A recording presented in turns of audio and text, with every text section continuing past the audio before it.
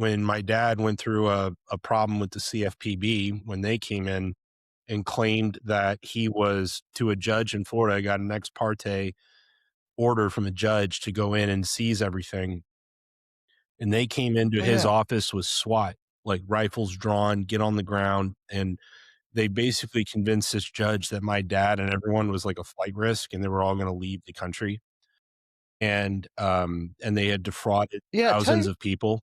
And it was a debt consolidation business where basically they would work with people and they streamlined the legal process in that they got like they just kind of like, it's like a mill, like lawyers know what they're dealing with. Here's your risk, you know, here's the assets, here's their collateral, here's their future earnings potential. Go settle with Visa and Mastercard on their behalf, and we just do it in mass. So it's a great idea, and it actually helped. It was like I was always thinking, like maybe it's sketchy, maybe there's something going on, because I could not believe that the government went through that much trouble to destroy my dad's company.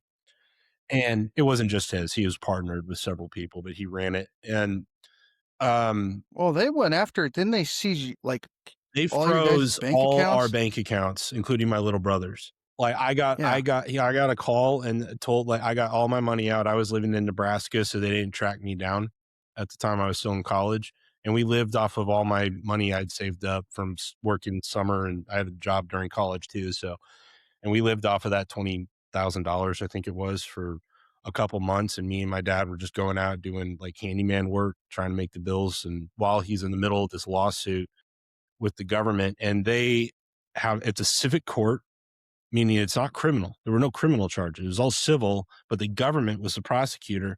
They select the judge, they select their own lawyers, they have unlimited amounts of money, and they have zero incentive to fail. And you know what they ended up doing? They settled with my dad, because the other guys, they actually did leave. They ran off because they were like, I don't need to deal with this. Dave's holding the bag. Yeah. And they settled for $1. But they $1. drove him into bankruptcy. He was, Yeah. yeah, basically. And Because they were working on behalf of the corporate Visa so and Mastercard.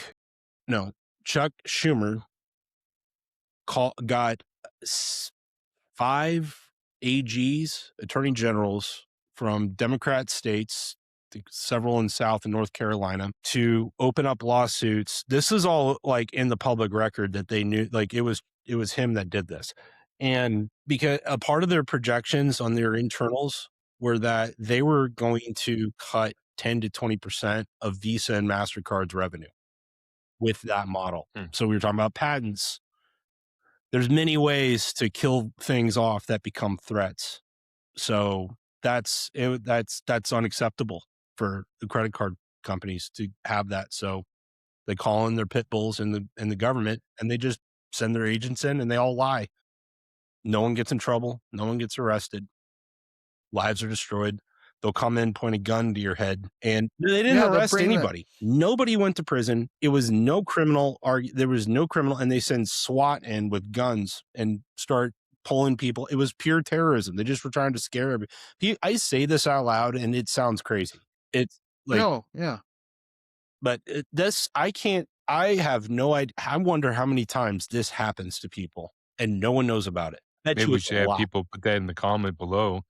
Do you know someone or your family was in this? Yeah, for sure. Yeah. Please, that like these stories Well, need yeah, to I be remember told.